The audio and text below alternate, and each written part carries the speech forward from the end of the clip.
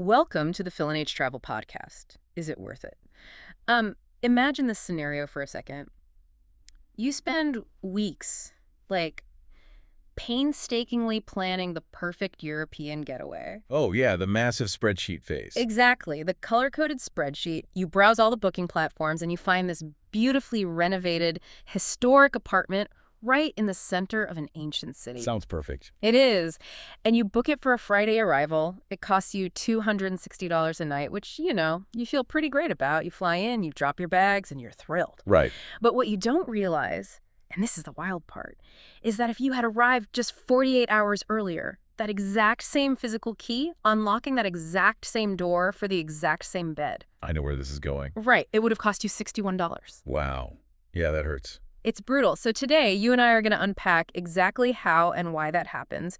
We are dismantling Plovdiv, the 8,000-year-old Bulgarian city that's built across 7 hills. Yeah, it's such a fascinating place.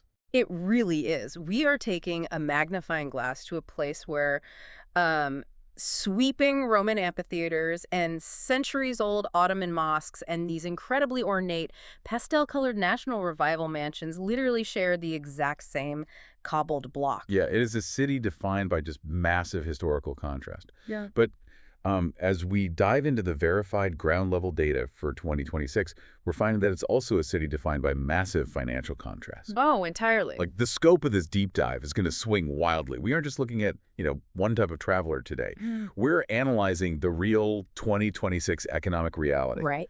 So we're swinging from 20 leva hostel bunks, which are meant for the extreme backpacker, all the way up the ladder to $145 five-star suites at places like the DoubleTree by Hilton. And we are also giving you the brand new, highly specific itinerary details that you really need right now. Specifically, we're going to look at the brand new Plovdiv Archaeological Museum underground extension that literally just opened in February 2026. Oh, that site is incredible. It's stunning. And it's 15 leva to get in, requiring time slots. And we'll explain later why those time slots actually matter a lot. Yeah, they're crucial. We are also going to warn you about 3 major, very specific logistics traps. These are the pitfalls that are currently catching uninformed tourists completely off guard. Yeah, including the infamous Plovdiv Airport flight myth. Oh, that one makes me so mad. It is literally costing unaware travelers hundreds of extra dollars just to land in the completely wrong place. It's a huge trap.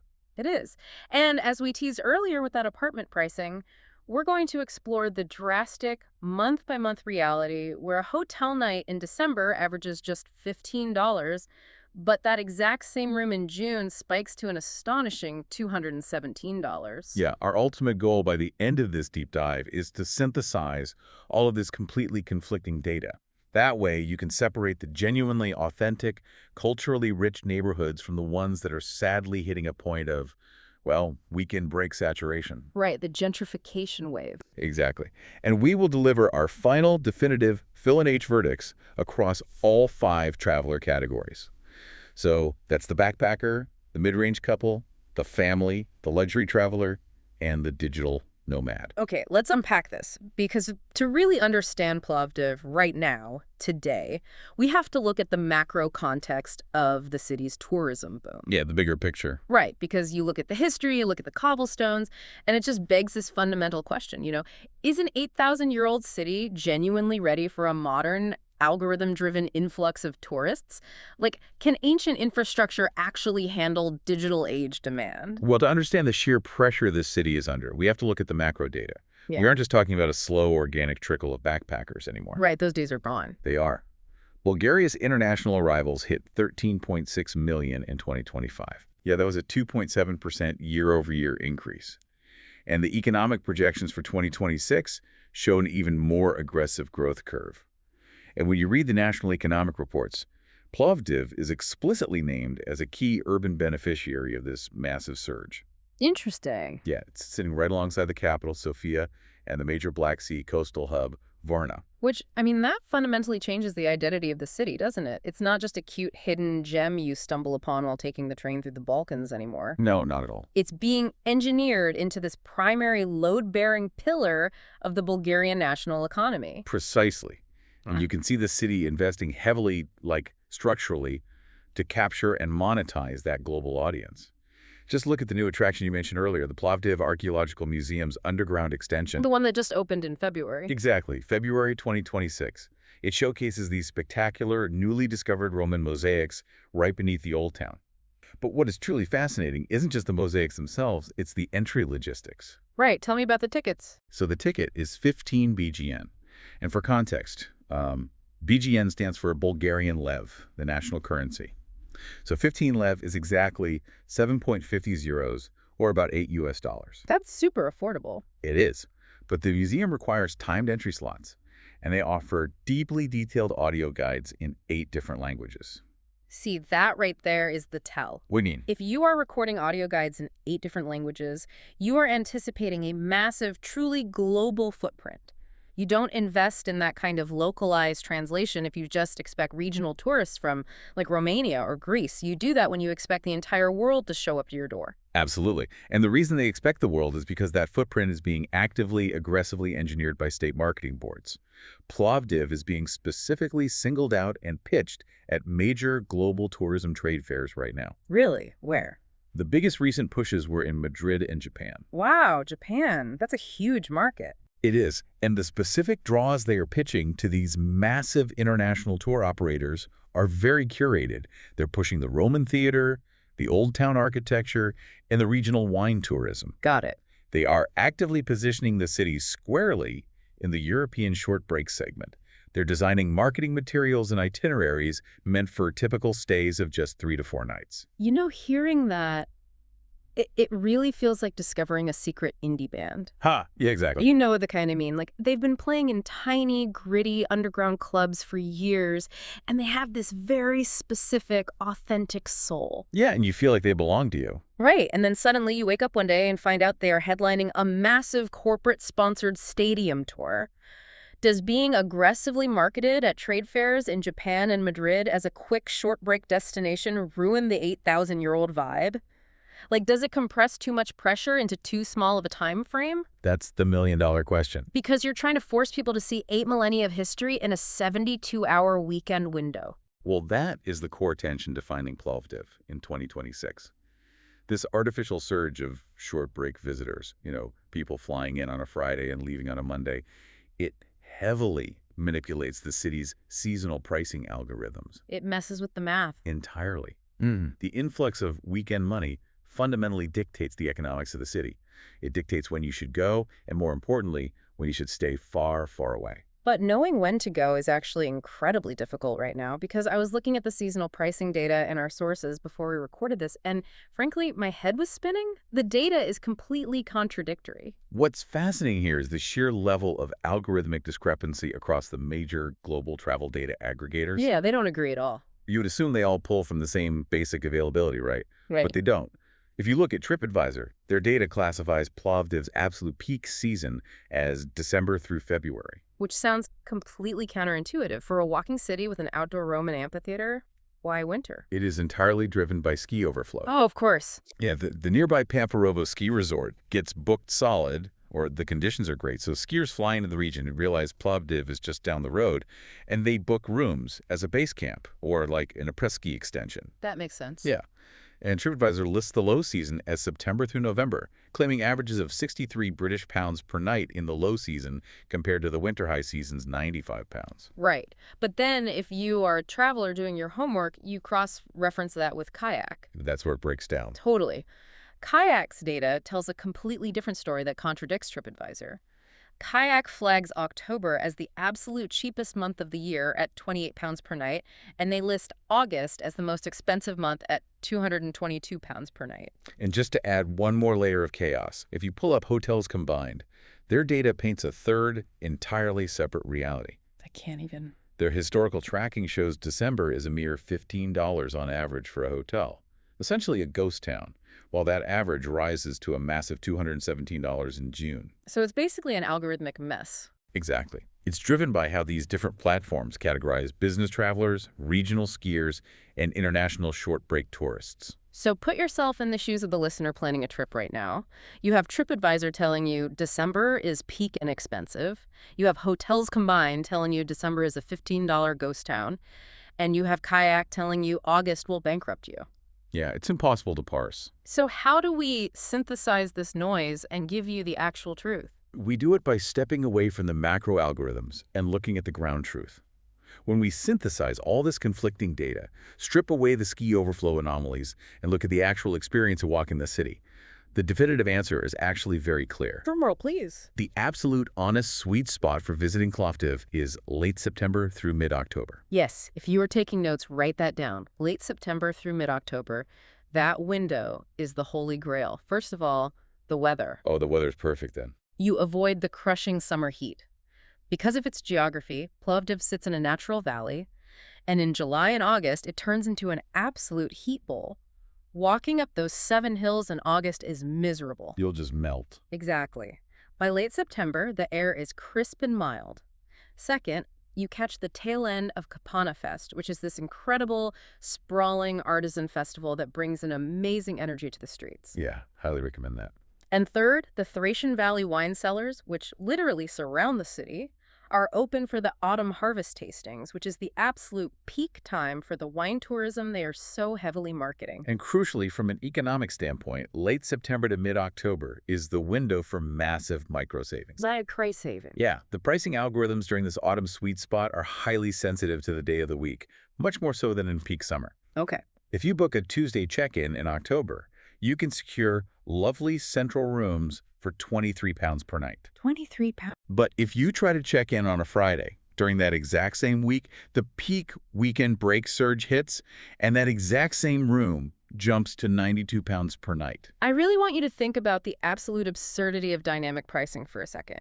You're telling me that an invisible algorithm has created a reality where sleeping in a bed on a Friday in October costs nearly 4 times as much as sleeping in that exact same bed under the same roof on a Tuesday. It's wild. It's insane. The value of the bed hasn't changed. The city hasn't changed. The only thing that changed is the algorithm detecting the weekend flight arrivals. But framing this as an algorithmic game means it's a game you can easily win with the right knowledge. Exactly. You just pivot your itinerary, you fly into the region on a Monday, you check into Plovdiv on a Tuesday, and you let the weekend tourists pay the £92 premium while you pay $23.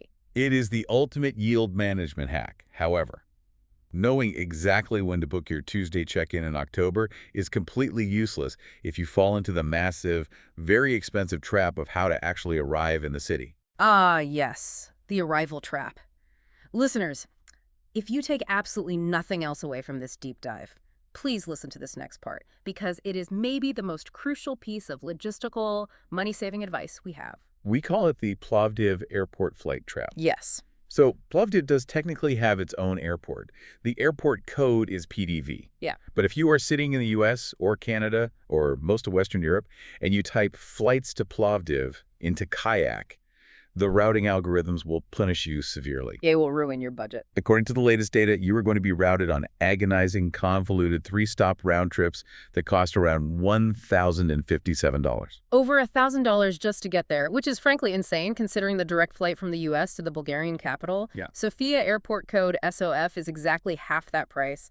A round trip to Sofia sits right around $525. Yeah, the routing algorithms assume that if you are specifically demanding to fly into a tiny regional airport like PDV from across the Atlantic, you must have a corporate reason to do so, and they price gouge you accordingly. That makes sense, yeah. The overwhelming majority of savvy visitors completely ignore Plovdiv Airport. They fly into Sofia. And from the Sofia airport, the onward logistics to Plovdiv are incredibly cheap, safe, and simple. And pleasant. Very. You can take the Bulgarian state train for just 8.6 leva, which takes roughly 2.5 hours through beautiful countryside. Or if you prefer road travel, you can catch a modern air-conditioned Flixbus for about 15 leva. Now, there is one massive exception to this rule. The Plovdiv airport is not useless for everyone. If you are flying from the UK, you are playing by an entirely different set of aviation rules. The UK gets genuine, incredible bargains directly into Plovdiv. Yes, the dynamics of European low-cost carriers entirely change the math here. Airlines like Ryanair and Wizz Air have heavily subsidized routes directly into Plovdiv to capture the British short-break market. It's basically practically free. Well, they run direct flights from Manchester to Plovdiv starting at an unbelievable $50 one-way. You can fly from Edinburgh to Plovdiv from $62 one-way, and the Leeds to Plovdiv route, which is incredibly convenient for Northern England, starts from $119 one-way. So the rule is simple. If you are in the UK, use Plovdiv Airport. Take advantage of those subsidized flights. If you are coming from North America, or frankly most of mainland Western Europe, ignore Plovdiv Airport completely. Just pretend it doesn't exist. Exactly. Fly into Sofia and take the 8.6E Liva train. And honestly, I love taking the train. It isn't just about saving $500. It's about the transition. It builds anticipation. Here's where it gets really interesting. Picture yourself stepping off that train. Okay, I'm picturing it. You've just spent 2.5 hours watching the rolling, agricultural Bulgarian countryside slide by the window. You arrive at the central station, you step out into the air, and the sensory hit of Plovdiv is immediate and intensely specific. It really is a wall of sensory information. Yeah. It doesn't slowly reveal itself. It hits you the moment you walk toward the center. It does. You walk out of the station, heading north toward the pedestrian zones, and suddenly you catch these sharp, fermented, wafting fumes of rakia, the local fruit brandy spilling out from the cafes in the Kapana creative district. Oh, that smell is so distinctive. It really is. You turn a corner onto a cobblestone street, and there is thick, savory smoke pouring from a charcoal grill covered in kebabche at a legendary local restaurant like Pavaj. Making me hungry. Right. You look up past the smoke and you hear the deep, echoing church bells from Sveti Constantine Ielena ringing out directly over the ancient Thracian stone ruins of Nebet Tepe.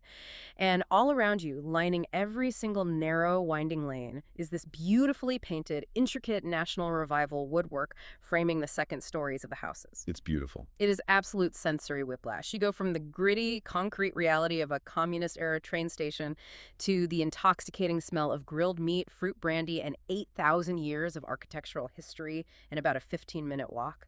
It is a spectacularly layered arrival.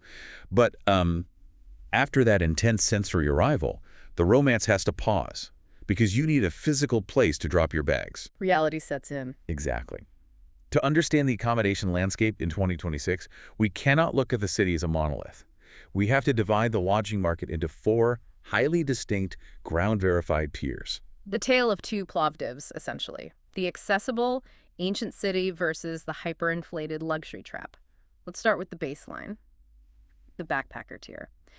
If you were doing this on a shoestring, how does the city treat you? The options are exceptionally strong. Plovdiv has maintained a robust backpacker infrastructure. We verified 3 standout hostels for 2026. Okay, what are they? Hostel Center Plovdiv averages $28 a night. Hostel Ginger House sits right at $29, and Hakuna Matata Guest House comes in around $33. Yeah. But the price isn't the most important metric here, it's the geography. Location is everything. Right. What is crucial to understand is that all 3 of these options are located within half a mile of the absolute city center. Which is massive. In so many European cities, if you want a $30 bed, you are banished to the outer ring suburbs, and you spend an hour on a tram just to see a museum. Exactly. You're nowhere near the action. But in Plovdiv, $30 keeps you right in the shadow of the Roman ruins. Okay, stepping up from the dorm rooms, how does the mid-range couple tier fare? For the mid-range couple, you are looking at deeply comfortable central properties, like the landmark Creek Hotel Plovdiv or Hotel Evmolpia. These are highly rated 3-star properties offering private double rooms. And what's the damage? The average historical price across the year is $77 per night. However, if you apply that midweek algorithm hack we talked about earlier, arriving on a Tuesday, the cheapest recent deal we tracked at these properties hit an astonishing $37 a night. $37 for a central 3-star double room for a couple. I mean, that is unbeatable value anywhere in Europe. It really is. Now let's look at the family tier. Traveling with kids requires a completely different kind of infrastructure. You need space, you need predictability, and in Plovdiv in the summer, you desperately need a pool. You definitely need a pool. For families, the footprint expands. The Ramada by Wyndham Plovdiv Tramontium is the classic anchor in this category. The Tramontium. Yep. It is a large, reliable 4-star experience, and crucially, it features a large pool to combat that valley heat. It averages $95 a night. Okay, very reasonable. Alternatively, there is the Holiday Inn Plovdiv by IHG. Depending on the season, we've seen this property range from a low of $46 up to $81 for late March weekend check-ins. So well under $100 for a major 4-star brand with family amenities. And finally, the top of the pyramid, the luxury tier, for the traveler looking for the absolute best polish the city has to offer. The top of the market is defined by properties like the DoubleTree by Hilton Plovdiv Center, or the ultra-boutique Villa Flavia Heritage Hotel. These five-star averages currently run $145 per night. Honestly, that's still pretty great for 5-star. It is. Though again, if you utilize algorithmic deals and avoid the peak ski or summer months, we have seen them drop as low as $109. So $145 for 5-star luxury. But as we discussed at the very beginning of the deep dive, we also have to talk about the Airbnb and apartment rental market because so many of these short break weekend travelers default to booking an apartment. Yeah, and the apartment rental market is exactly where the weekend break saturation rears its ugly head. The base apartments in the center run between 55 to 100 leva, which translates roughly to $30 to $55. That sounds great on paper. It does. However, the weekly pricing cycle orchestrated by yield management software is extremely volatile. The hosts use dynamic pricing tools that automatically scan flight arrivals and hotel occupancies. Ah, here we go. If you check in on a Sunday when the weekenders are flying home, that is the cheapest day. The algorithm drops the average price to $61. But if you try to book that exact same apartment for a Friday check-in, the algorithm senses the incoming demand spike and the price peaks at an absurd $260. It's pure extortion. It's honestly like buying scalped concert tickets outside an arena 10 minutes before the headliner goes on stage. That's a perfect analogy. Because the weekend break saturation is artificially inflating the perceived value of these spaces. A residential apartment that is inherently worth $61 on a Sunday does not magically transform into a $260 luxury suite on Friday just because the calendar changed. The plumbing is the same, the sheets are the same. You are purely paying a punitive premium for the privilege of the weekend. It is the brutal cost of convenience for the Friday to Sunday short-haul traveler. But whether you are in a $30 hostel or you just got taken for $260 on an Airbnb, once your bags are down, the next immediate, unavoidable reality is feeding yourself. You gotta eat. Yeah, and being priced out of your accommodation often makes travelers hyper-aware of their daily food spend. This brings us directly into the grocery aisles and the unwritten, highly specific rules of local dining etiquette. I genuinely love walking through foreign supermarkets. I think it is the fastest, most honest way to understand the true local cost of living. What is the supermarket hierarchy for someone grocery shopping in Plovdiv? The dominant grocery players operating in the city are Kaufland, Billa, and Lidl. They each have slightly different focuses, but if you are actively watching your budget and want to mimic local spending habits, Lidl is typically your best bet. Okay, good to know. Our verification shows it consistently pricing staple goods 10 to 15% cheaper than its competitors. Let's get granular with those prices. Don't just list them. Synthesize what it actually costs to feed yourself for a day. The reality is, you can fill a grocery basket with high-quality local artisan staples for under $10. Wait, really? Under $10? Oh, easily. A standard loaf of fresh bread will run you 1.50 to 2.50 BGN. If you go to the dairy aisle for 500 grams of the local Cyrene cheese, which is this incredibly delicious, crumbly, brined white cheese that is the absolute foundation of local phthalates, that block is around 6 BGN. I love Cyrene cheese. It's the best. A liter of standard milk is 2.80 BGN. And if you're looking for local alcohol, a 500 milliliter can of a domestic beer like Kamenitsa or Zagorka is just 1.80 BGN in the shop. Wait, 1.80 BGN for a half-liter beer in a supermarket? That is barely a single US dollar. Exactly. But the contrast is wild because if you take that exact same domestic beer and you order it at a trendy neon-lit bar in the Kapana district, you're paying 4 to 5 BGN. You are paying a 300% premium purely for the atmosphere and the real estate. Right. But even if you choose to skip the supermarket and dine out properly, the restaurant economics in Plovdiv are still incredibly favorable for the tourist. Oh, absolutely. Genuine high-quality sit-down meal consisting of a traditional shopska salad, which is chopped tomatoes, cucumbers, onions, and a mountain of that Cyrene cheese, plus a massive plate of grilled kebabchi meat at a respected local spot like Pavage or Hemingway, will only run you about 18 BGN. Wait, 18 BGN? That is around $10 total. $10 for a massive multi-course sit-down meal at a great restaurant. And what if you want to push the boat out? What if you want the absolute pinnacle of fine dining in the city? The absolute ceiling at high-end, Chef-driven venues like Hebrews or Smokini tops out at 45 BGN for the most complex, expensive main courses. You're looking at a maximum of around $25 for top-tier culinary execution. That's just unbelievable. And this is a big...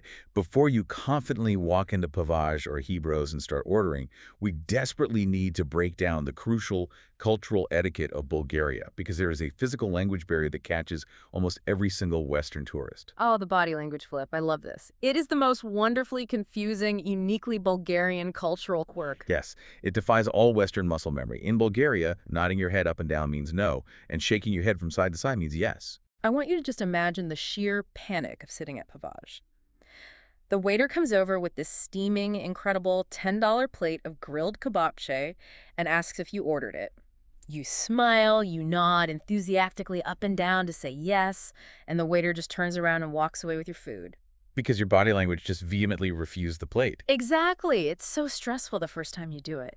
It happens constantly to first-time visitors. It is a very real, very deeply ingrained cultural dynamic. You have to actively, consciously suppress your physical instincts. Which is harder than it sounds. Much harder. And beyond the nod-shake flip, there are two other critical rules of social etiquette you must know. First, if you make a local connection and are ever invited into a Bulgarian home, always bring a small gift: chocolates, a box of sweets, a bottle of wine. Yeah, standard hospitality. Right. Never arrive empty-handed. It is considered quite rude.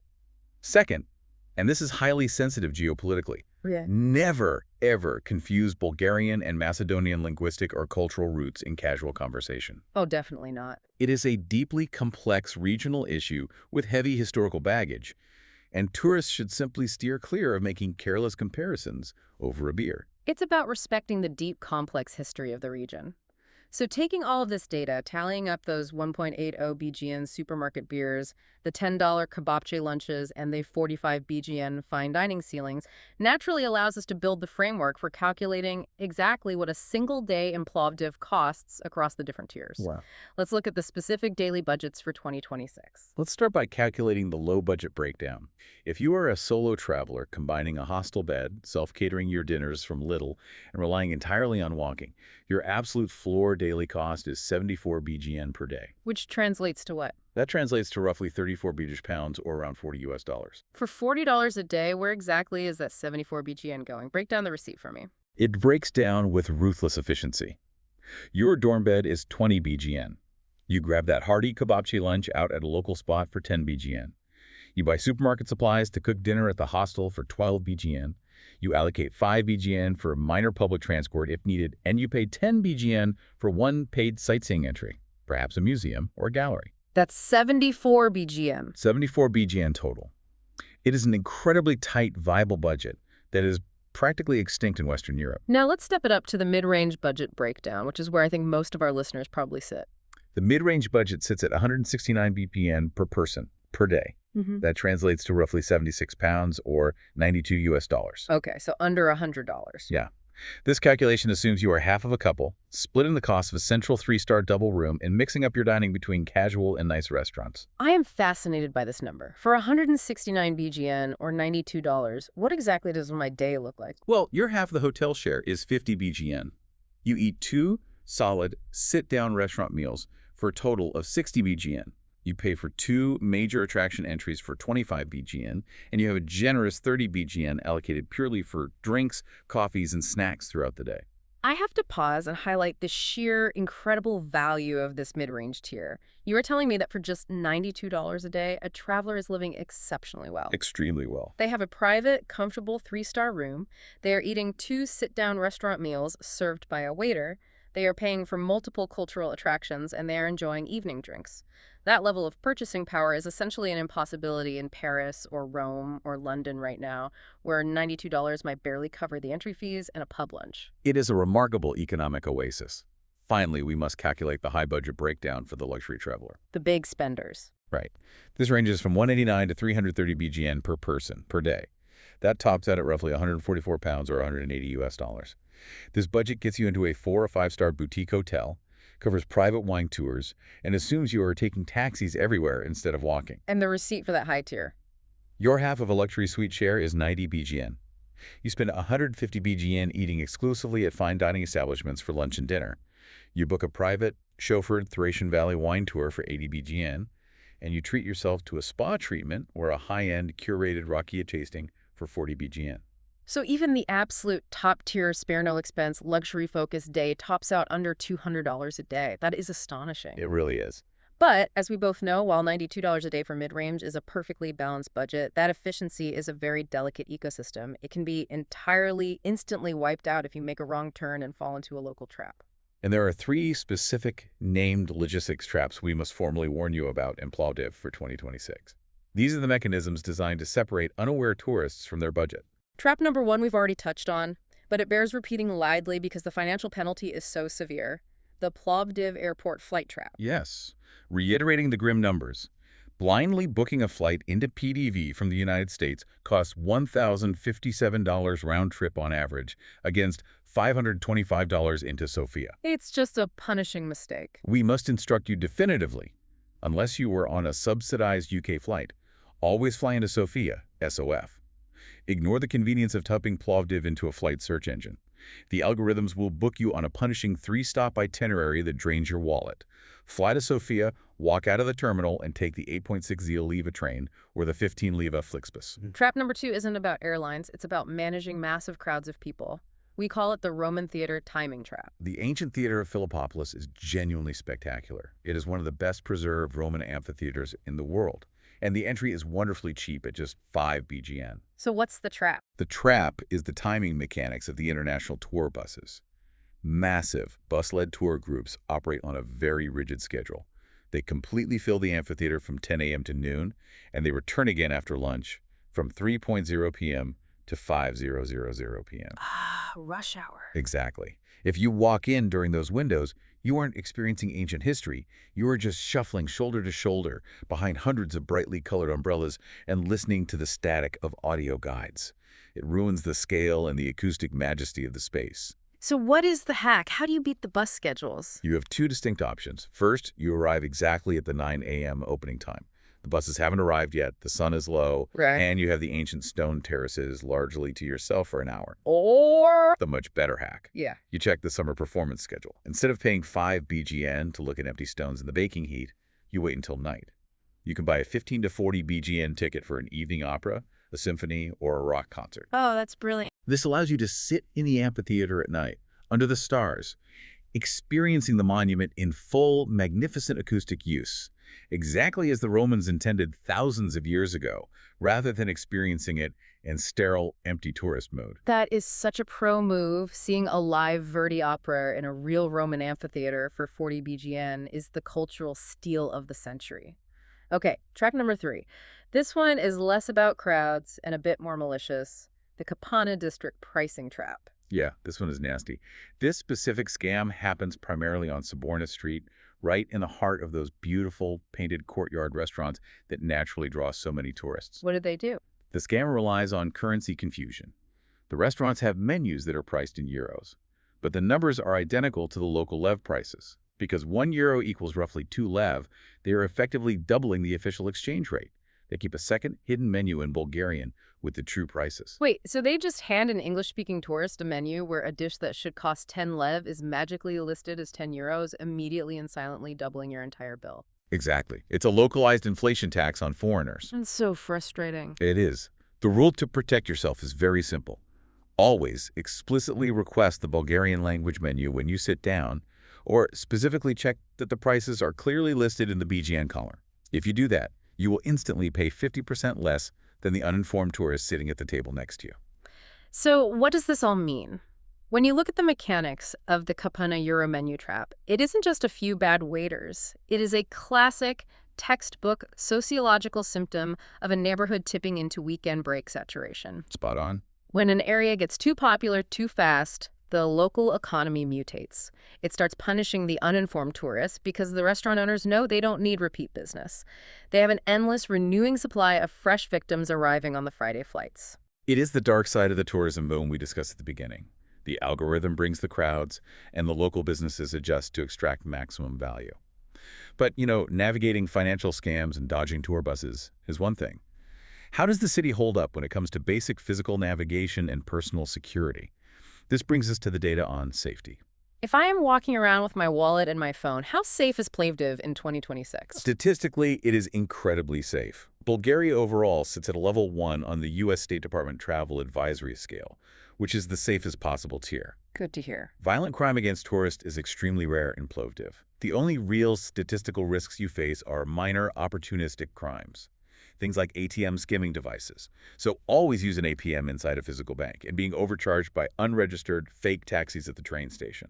Always look for the official company branding on the doors. What about solo female travel? The dynamics of walking alone at night in an unfamiliar city are always a major concern. The data and the qualitative ground reports from solo female travelers are overwhelmingly positive. They consistently report Plovdiv as among the most comfortable, welcoming Balkan cities for walking home late at night. Really? That's great. Yeah, the Old Town and the Kapana district are brilliantly well lit. They are packed with outdoor cafes, families, and foot traffic well past midnight, which provides great passive security. The only caveat we must strictly add is the train station area. There's always one. Always. The immediate industrial surroundings of the central train station get very quiet, very desolate, and poorly lit after hours. It's highly recommended to avoid walking there alone after 11:00 p.m. Just take a $3 taxi. It's fascinating how safety in these ancient cities is often strictly geographic. You have the hyper-safety of the illuminated Kapana district at midnight, full of laughter, clinking glasses, and people eating gelato. And then just a mile away, you turn a corner and hit the eerie, shadowy, industrial quiet of the train tracks. It's a tale of two cities entirely depending on what street you turn down. It truly is. And for families traveling with children, the geography of the historic center is actually incredibly welcoming. Families consistently report finding Plovdiv genuinely easy to navigate. That's a huge plus. The city planners have integrated attractions brilliantly. For example, the Tsar Simeon Garden has these massive, free singing fountains with light shows that kids absolutely love. Oh, fun. And the excavated ruins of the Roman Stadium literally sit right in the middle of a sunken plaza on the pedestrian Glavnata High Street. So you don't even have to detour or buy a ticket to see incredible history. You just look over the railing while eating an ice cream. And practically speaking, feeding kids there is cheap too, right?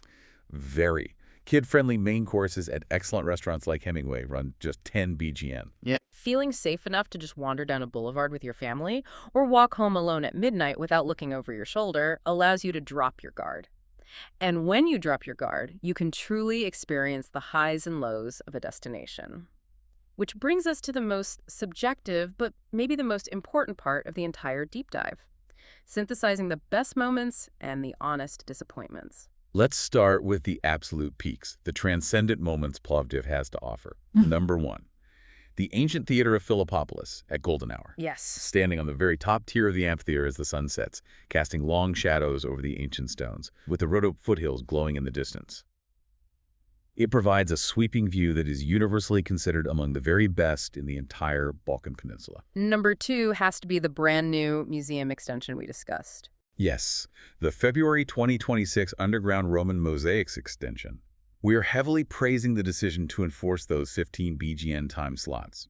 By strictly limiting capacity, it ensures there is absolutely no queue and no crushing crowds. It lets you view these incredibly delicate, newly unearthed mosaics in quiet, respectful contemplation rather than being pushed along in a crowded, noisy shuffle.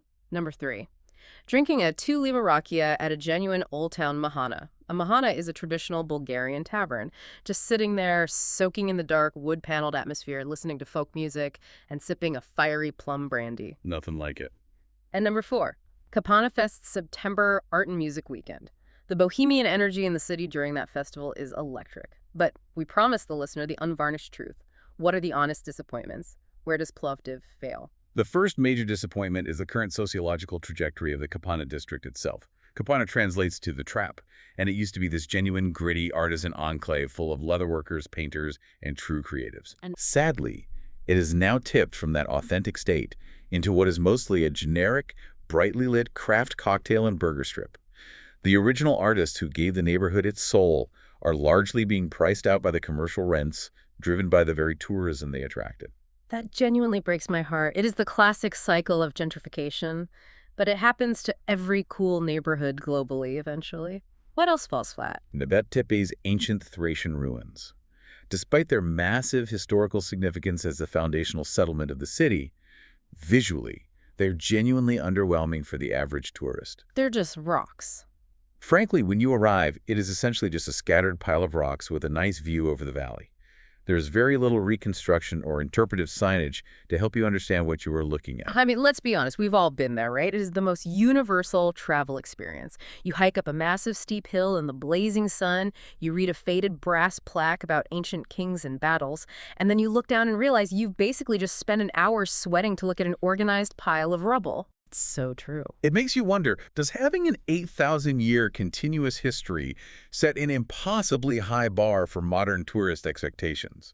Like, if it isn't a fully intact, towering Colosseum, do our modern, TikTok-addled brains just shrug and say, pile of rocks? It is absolutely the burden of ancient history in the Instagram age. Right. If it doesn't immediately translate to a stunning photograph, it gets dismissed. And the final disappointment is the persistent Plovdiv Airport question mark.